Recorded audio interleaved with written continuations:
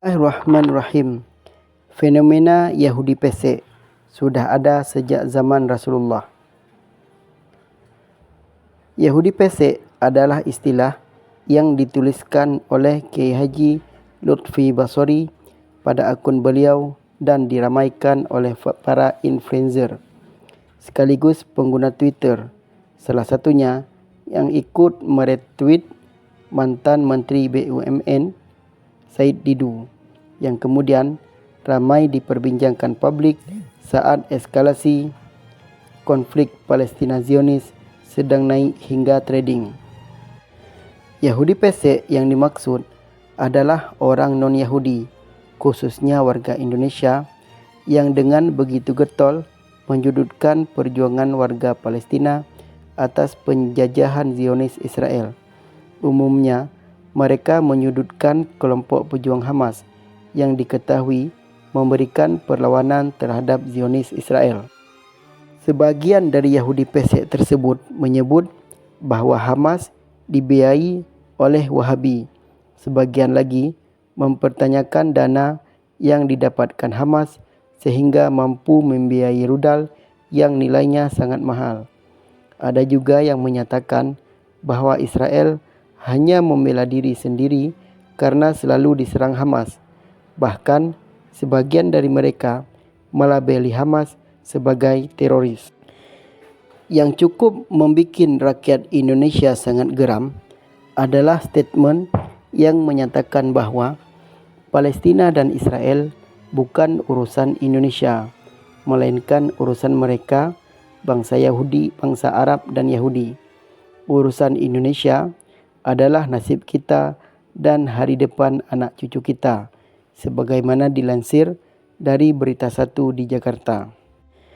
Apapun opini dan statement yang diutarakan oleh para Yahudi pesek tersebut, muara dan arahnya ada pada satu titik, iaitu tidak suka dengan umat Islam. Bahkan tidak menutup kemungkinan sebagian dari mereka memang agen yang dibiayai Yahudi agar mampu mempengaruhi warga Indonesia dari mendukung Palestina beralih mendukung Israel. Para Yahudi pesek tersebut tidak hanya terdiri dari kalangan non-Muslim, mereka juga terdiri dari Muslim yang diketahui berpandangan liberal. Bahkan sebagian juga ada yang mendeklarasikan diri melalui akunnya dengan menyandang gelar Ustadz, seperti contoh Ustadz Abu Janda. Kesimpulan bahawa mereka tidak suka terhadap umat Islam, ini bukanlah kesimpulan tanpa dasar. Perlu diketahui bahawa sebenarnya orang yang mengaku Islam namun menjadi duri dalam daging sudah ada sejak zaman Rasulullah SAW. Orang-orang tersebut digelari munafik oleh Allah SWT dan keberadaan mereka pada masa Nabi SAW dipelopori oleh Abdullah bin Ubay. Abdullah bin Ubay mendeklarasikan diri sebagai pemeluk agama Islam. Namun, apa yang dilakukannya di Madinah justru selalu merugikan umat Islam. Tak tanggung-tanggung, Abdullah bin Ubay bahkan memberikan informasi rahasia umat Muslim agar kaum Yahudi dan kaum musyrikin di Makkah dapat mengalahkan Rasulullah SAW. Sebagai gantinya, dia mengharapkan imbalan dari kaum kafirin. Perbuatan Abdullah bin Ubay tersebut merupakan asbabun nuzul dari ayat Al-Quran yang berbunyi, La yattakhidhil mu'minuna al-kafirina awliya'a min dunil mu'minin. Wa man yaf'al dhalik falaysa minallahi fi syai' illa an tattaqu minhum tuqah wa yuhadzirukumullahu nafsah wa ilallahil masir. Janganlah orang-orang mukmin menjadikan orang-orang kafir sebagai teman dengan meninggalkan orang-orang mukmin. Barang siapa berbuat demikian, niscaya lepaslah ia dari pertolongan Allah, kecuali karena siasat memelihara diri dari sesuatu yang ditakuti dari mereka. Dan Allah memperingatkan kamu terhadap diri siksanya dan hanya kepada Allah kembalimu. Ali Imran ayat 28. Penampilan orang-orang munafik sama sekali tidak berbeza dengan kaum muslimin secara umum. Mereka memakai nama-nama yang islami yang tidak menyelisihi umat Islam di daerah mereka tinggal. Namun hati mereka menyelisihi tampilan fisiknya. Mereka bersahabat dengan Yahudi, bahkan menjaga imej dan eksistensi Yahudi di negeri-negeri Islam. Sedangkan dugaan kemungkinan sebagian dari mereka adalah agen. Jika dahulu orang-orang Yahudi melindungi Abdullah bin Ubay, maka sekarang donatur-donatur Yahudi juga melindungi agen-agen mereka, yakni Yahudi pesek yang berada di negara Muslim. Yahudi dengan senang hati bersedia membiayai organisasi-organisasi yang mereka dirikan, memberikan beasiswa ke sekolah-sekolah terkenal agar mereka memiliki imej cendekiawan dan mempopulerkan mereka melalui media-media. Oleh karena itu, Allah katakan mereka orang munafik, Yahudi pesek dengan Yahudi adalah saudara. Allah berfirman, Alam tara ilal ladzina nafaqu yaquluna li ikhwanihim alladzina kafaru min ahlil kitab la in ukhrijtum lanakhrujanna ma'akum wa la nuti'u fikum ahada abada wa in qutiltum lanansurannakumullah wallahu yashhadu innahum lakadzibun. Apakah kamu tidak memperhatikan orang-orang munafik yang berkata kepada saudara-saudara mereka yang kafir dari golongan ahli kitab, Yahudi dan Nasrani, sesungguhnya jika kamu diusir, niscaya kami pun akan keluar bersamamu, dan kami selama-lamanya tidak akan patuh kepada siapapun untuk menyusahkan kamu. Dan jika kamu diperangi, pasti kami akan membantu kamu, dan Allah menyaksikan bahawa sesungguhnya mereka benar-benar pendusta.